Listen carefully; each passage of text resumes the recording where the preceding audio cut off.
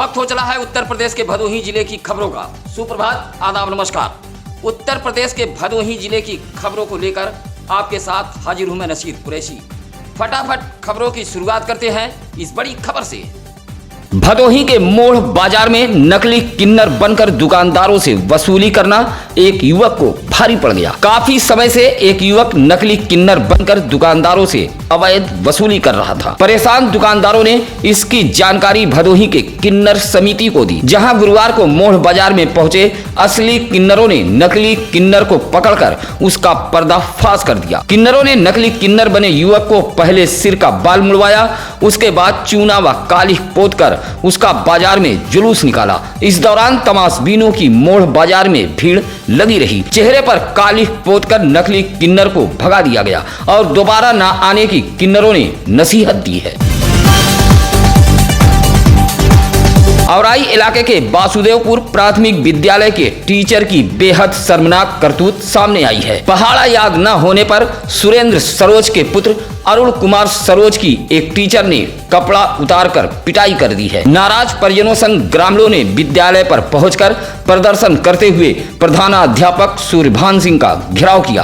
आपको बता दें कि औराई इलाके के वासुदेवपुर प्राथमिक विद्यालय में सुरेंद्र कुमार सरोज का पुत्र अरुण कुमार कच्चा छा का छात्र है। गुरुवार की सुबह देवव्रत शुक्ला नामक एक टीचर ने 20 तक का पहाड़ा सुनाने को कहा। छात्र ने 15 तक का पहाड़ा सुनाया, बाकी पहाड़ा नहीं सुना पाया। बस इतनी सी बात पर अध्यापक जी नाराज हो गए और छात्र की पिटाई कर दी।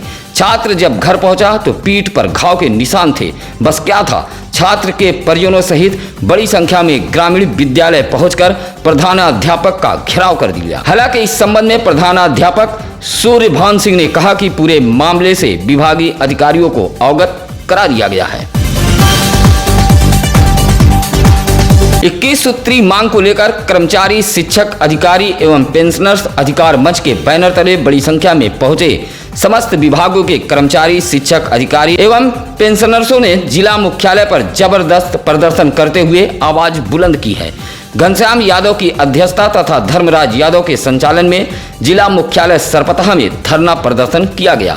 जिला स्तरीय धरना प्रदर्शन में बड़ी संख्या में लोग पहुंचे थे, जिसमें प्रमुख रूप से पुरानी पेंशन मानदेय कर्मियों को अस्थायी कैशलेस चिकित्सा व्यवस्था जैसी मांग की गई। इस मौके पर देवी चरण, रूपेश कुमार श्रीवास्तव, के मौर्य, वीरेंद्र आदि मौजूद रहे। भदोही जिले के एसपी डॉक्टर अनिल कुमार की बहादुर औराई पुलिस व इलाके के जाबाज ग्रामीणों के आगे 2 लुटेरे घुटने टेक दिए, अन्यथा भदोही जिले में बड़ी लूट की वारदात हो जाती। मामला कुछ इस प्रकार का है। औराई के महाराजगंज में एक फाइनेंस कंपनी संचालित होती है। इसी फाइनेंस कंपनी में गुरुवार की सुबह 10 बजे शस्त्र से लैस 2 बदमाश पहुंचते हैं और फाइनेंस कंपनी में घुस जाते हैं, जहां मौजूद प्रबंधक पंकज कुमार और कैशियर हरिओम को आतंकित करते हुए 40,000 रुपया कब्जे में ले लिया और लाकर की चाबी मांगने लगे। इसी बीच एक बैंक कर्मी मौका पाकर बाहर भागा और मेन गेट बंद करते हुए शोर मचाने लगा। सूचना मिलते ही औराई सीओ सत्यनारायण मिश्रा सहित कोतवाल सदानंद सिंह दलबल के साथ मौके पर पहुंच गए। फाइनेंस कंपनी के खिड़की के जरिए पुलिस ने बदमाशों को ललकारा और आत्मसमर्पण के लिए मजबूर कर दिया। सूचना मिलते ही एसपी डॉक्टर अनिल कुमार भी मौके पर पहुंच गए। थोड़ी देर में पुलिस ने बदमाशों को कब्जे में ले लिया।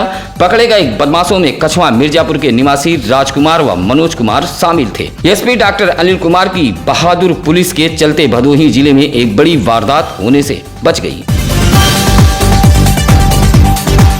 भदोही शहर के इंदिरा मिल चौराहे पर एक मनचले मजनू की सामत आ गई और महिला ने उसे ऐसा सबक सिखाया कि मनचला मजनू कुत्ते की तरह पूंछ दबाकर भाग निकला। दरअसल मामला कुछ इस प्रकार का है।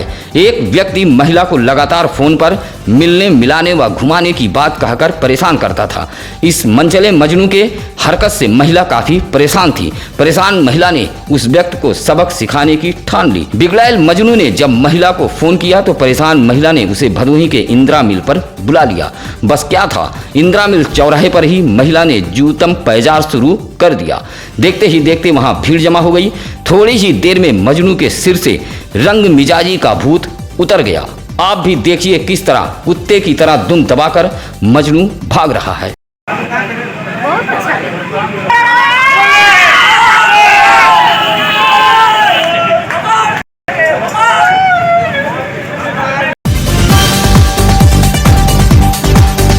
औराई विकासखंड के ग्राम सभा चक निरंजन में कराए गए विकास कार्यों में मनमानी तरीके से धांधली की गई है। पूर्व प्रधान प्रदीप कुमार उपाध्याय पर विकास कार्यों में किए गए धांधली का आरोप लगा है। गुरुवार को ग्राम सभा के राम जन्म उपाध्याय, राम बहादुर ओकार, मनीष विजय शंकर ने हलफनामा देते हुए शिकायत की है कि पूर्व प्रधान प्रदीप कुमार उपाध्याय द्वारा 2010 से 2020 तक के कार्यकाल में प्राथमिक विद्यालय में निर्माण कार्य, समरसेबल शौचालय, बाउंड्री, रोड, फर्श, इंटरलॉकिंग, स्नान घर, हैंडपंप, रिबोर जैसे निर्माण कार्यों में धांधली की गई है और भारी धनराशि का गबन किया गया है।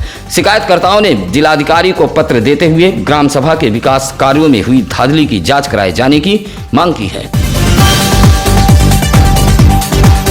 गुरुवार को ज्ञानपुर कोतवाली इलाके के कंसापुर में सार्वजनिक रास्ता रोकने को लेकर दो पक्ष लाठी डंडा लेकर आमने सामने हो गए। रास्ते पर दीवार उठाने की पूरी तैयारी कर ली गई थी। गांव में बढ़ते विवाद की सूचना ज्ञानपुर पुलिस को लगी।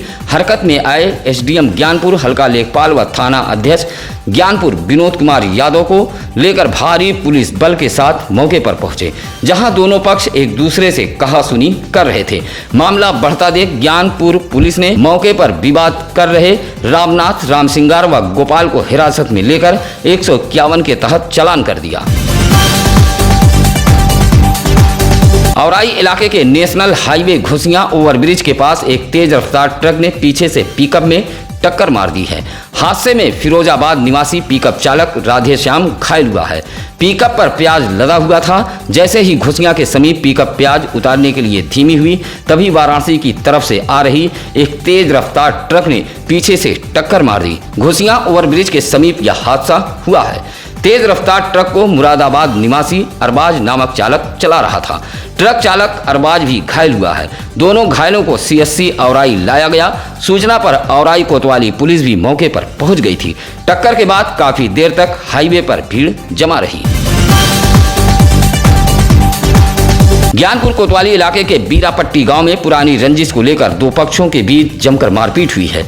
इस मारपीट में कुल 9 लोग घायल हुए हैं तथा दोनों पक्षों ने एक दूसरे के घरों में घुसकर तोड़फोड़ की है। सूचना पर पहुंची पुलिस ने दोनों पक्षों से कई लोगों को हिरासत में लिया है।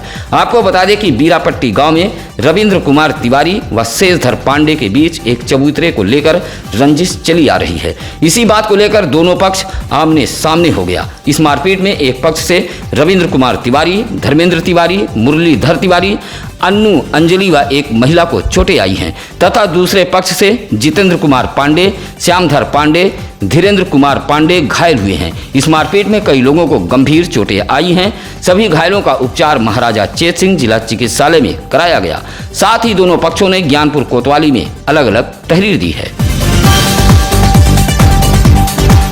वाकई अगर खाकी अपने पर आ जाए तो आपको इंसाफ भी मिल सकता है और इंसाफ के लिए आपको उच्चाधिकारियों के चक्कर भी लगाने पड़ सकते हैं। ऐसे ही गजब पुलिस की अजब कहानी चौरी से आई है। आप देखिए यहाँ पुलिस किस तरह उच्चाधिकारियों के आदेश का पालन कराती है। सभाजीत यादव ने खड़ंजे को लेकर शिकायत की थी कि गांव के ही कुछ लोग खड़ंजे पर नाद खूंटा रखते हुए पशुओं को बांधकर अतिक्रमण किए हुए हैं। कई बार अधिकारियों का चक्कर लगाने के बाद चौरी थाने से 2 पुलिसकर्मियों को मौके पर भेजा गया। इन पुलिसकर्मियों ने खड़ंजे से पशुओं को हटाकर वीडियो बनाया और मामले का निस्तारण कर दिया, लेकिन आज भी खड़ंजे पर पशुओं का अतिक्रमण बरकरार है। इसलिए हमने कहा गजब पुलिस की अजब कहानी। 24 अक्टूबर को ज्ञानपुर स्थित जीआईसी मैदान में मुख्यमंत्री योगी आदित्यनाथ के कार्यक्रम के लिए निकले सूर्यामा इलाके के दशवतपुर संजय नगर निवासी संतराज उर्फ संतू लापता हो गया है। वह अपने घर से साइकिल लेकर मुख्यमंत्री के कार्यक्रम के लिए निकला था, जो अभी तक अपने घर नहीं पहुंचा। 52 वर्षीय संतराज उर्फ संतू पीले रंग का कुर्ता सफेद लुंगी पहने हुए है। इस संबंध में संतराज के पुत्र डॉक्टर जगदीश बिंद ने सूर्यामा थाने में गुमशुदगी की रिपोर्ट दर्ज कराई है। नगर पालिका परिषद गोपीगंज की बड़ी लापरवाही सामने आई है, जहां वार्ड नंबर 5 पूरे भगत निवासिनी अमीना बेगम का मकान कभी भी कब्रगाह बन सकता है। गुरुवार को परेशान महिला ने डीएम दरबार पहुंचकर गुहार लगाते हुए एक प्रार्थना पत्र सौंपा है। कहा कि नगर पालिका द्वारा बनवाई गई नाली जर्जर हो गई है। नाली का पानी उसके मकान के नींव में पहुंच रहा है, जिससे मकान कभी भी धराशायी हो सकता है। उसी मकान में पूरा परिवार रहता है।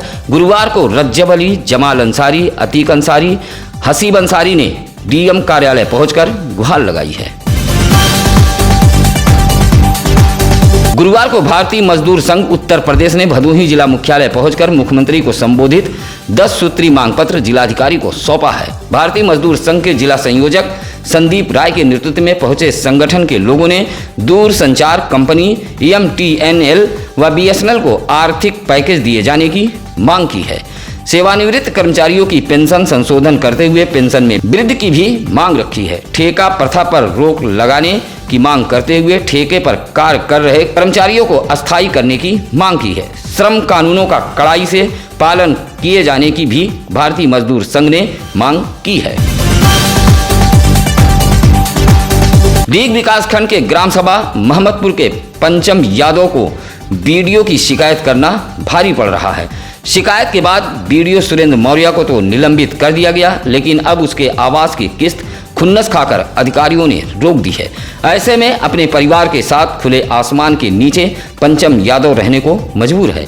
आपको बता दें कि बीडीओ के निलंबित होने के बाद पंचम यादव को परियोजना निदेशक ने फोन पर धमकी भी दी थी, जिसका ऑडियो भी वायरल हुआ था। परियोजना निदेशक ने खुलेआम धमकी दी थी कि तुम अधिकारियों की शिकायत करते हो, अब तुम पैसा पाकर दिखाओ। पंचम यादव का कहना है कि हुआ भी वही, उसके आवास का पैसा जानबूझकर खुन्नस में रोक दिया गया है, जिससे उसका आवास नहीं बन पा रहा है।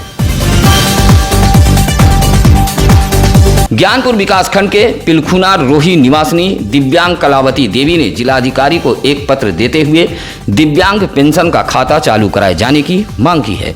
कहा कि उसका पीएम आवास आया था।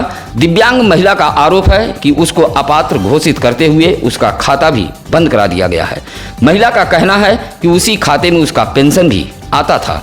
ऐसे में खाता बंद होने के कारण उसका पेंशन नहीं मिल पा रहा है, जिसके चलते उसकी आर्थिक हालत खराब हो गई है।